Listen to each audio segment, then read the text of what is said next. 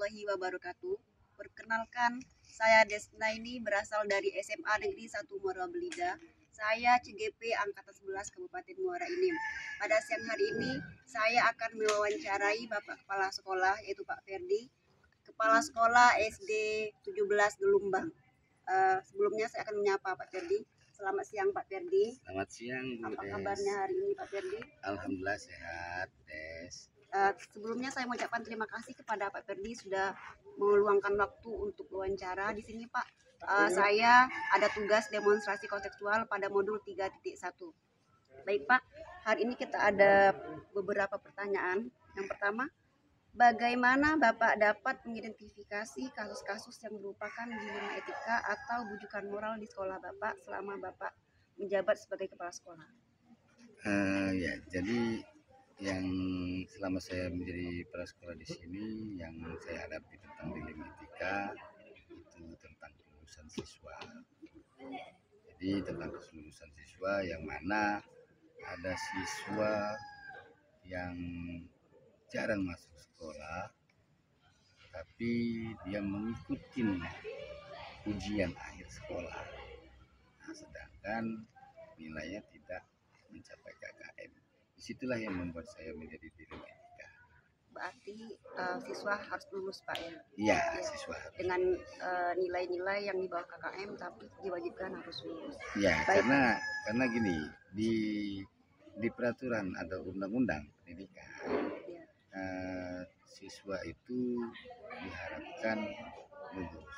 Karena apabila tidak lulus, siswa akan putus sekolah. Baik Bapak. Untuk pertanyaan berikutnya, bagaimana Bapak menjalankan keputusan di sekolah Bapak, terutama untuk kasus-kasus di mana ada dua kepentingan yang sama-sama benar atau sama-sama mengandung nilai kebajikan? Ya, gini, berhubungan dengan sama-sama benar, di sini kalau menurut peraturan undang-undang, siswa yang kelulusan itu sesuai dengan KKM ya. Ya.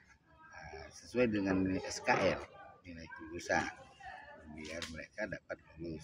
Tapi di sisi lain, yang sama-sama benar, mereka yang tidak lulus itu rata-rata akan berhenti sekolahnya.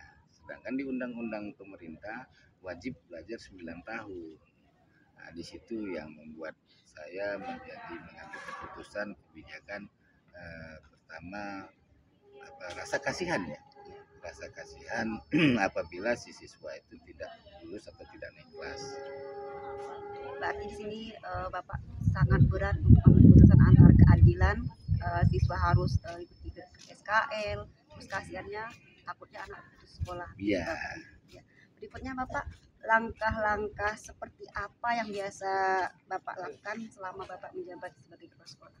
Nah, di sini langkah-langkah yang saya lakukan, pertama saya akan mengidentifikasi dulu siswanya, apa penyebab siswanya tidak masuk sekolah, jarang belajar di kelas dan kurang minat belajarnya kurang. Itu saya mengidentifikasi itu, dan saya juga memanggil guru yang mengajar di kelas itu, bertanya kenapa sampai tidak terkejar nilainya. Ya, berarti Bapak mengidentifikasi masalah dari siswanya sama gurunya juga. Baik Bapak, berikutnya hal-hal apa saja yang selama ini Bapak anggap efektif dalam pengambilan keputusan pada kasus-kasus dilema etika tersebut? Hal-hal yang saya anggap efektif mengambil keputusan kasus ini, karena bagi saya sangat berat Bu ya, melihat apabila ada siswa yang putus sekolah. Ya, benar Pak. Nah, di situ.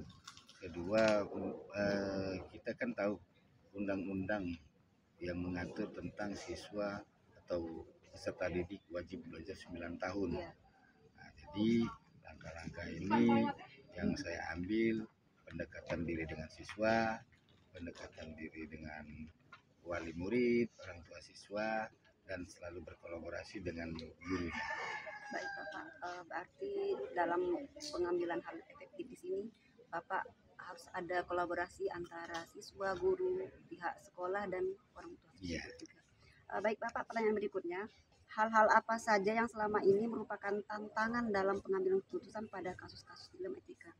Nah, yang menjadi tantangan saya di sini Bu ya, nilai yang tidak mencapai, tidak lulus atau tidak naik kelas, itu yang menjadi beban bagi saya.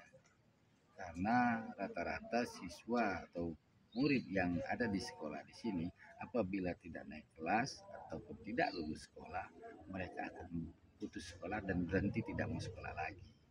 Nah, disitulah yang menjadi fokus saya, bagaimana cara mengambil keputusan yang baik dan tidak melanggar aturan, tapi dapat membantu dan tidak menyakiti perasaan orang. Di satu sisi Bapak menjaga mental si anak juga Betul. Bapak ya.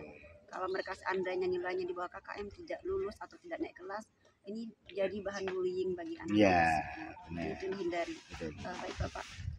Pertanyaan berikutnya Bapak, apakah Bapak memiliki tata kala atau jadwal tertentu dalam menyelesaikan kasus dilema etika, atau Bapak langsung menyelesaikan tempat atau memiliki jadwal untuk menyelesaikan bentuk tersebut, atau seperti apa yang Bapak jalankan? Kalau jadwal ya, jadwal tertentu tidak ada. Jadi saya tidak pernah membuat jadwal khusus. Tapi setiap ada kasus yang ada di sekolah sini, saya selalu lebih cepat menindaklanjutinya, jangan sampai berlarut-larut dan ada kasus lain yang hampir mirip dan sama dengan kasus yang sedang berjalan. Baik, berarti langsung Bapak Iya, eksekusi langsung langsung ketika ada dieksekusi. masalah. Betul. Berikutnya Bapak, apakah ada seseorang atau faktor-faktor apa yang selama ini mempermudah Bapak untuk mengambil keputusan dalam kasus-kasus dilema etika tersebut? Yang membantu, yang mempermudah saya mengambil keputusan dalam kasus-kasus di sekolah ini, pertama pengawas, Torwil, saya selalu bertanya dan minta arahan dari Pak Pengawas, dan saya juga berkolaborasi dengan warga lingkungan sekolah dalam hal menyelesaikan masalah kasus ini. Luar biasa sekali Bapak sebagai kepala sekolah. Nah, pertanyaan saya terakhir Bapak, dari semua hal yang telah Bapak sampaikan tadi, pembelajaran apa yang dapat Bapak petik dari pengalaman Bapak mengambil keputusan dilema etika? Nah, pembelajaran yang saya dapat petik dari hal seperti ini, saya selalu bersikap adil mengambil keputusan itu, dan saya dapat pelajaran bagaimana mengambil keputusan itu tidak merugikan orang lain dan tidak melanggar aturan pemerintah. Berarti bagaimana itu semuanya rata Pak ya, tidak Iya. ada yang dirugikan, tidak ada yang merasa diberatkan seperti itu. Baik Bapak, terima kasih sekali hari ini sudah memberikan waktu dan berbagi pengalaman kepada saya. Semoga nantinya kami mendapatkan ilmu yang Bapak berikan dan kami bisa mempraktikkannya. Iya, ya Bu Des. Saya ucapkan wassalamualaikum warahmatullahi wabarakatuh. Waalaikumsalam warahmatullahi wabarakatuh. Sama-sama Bu Des.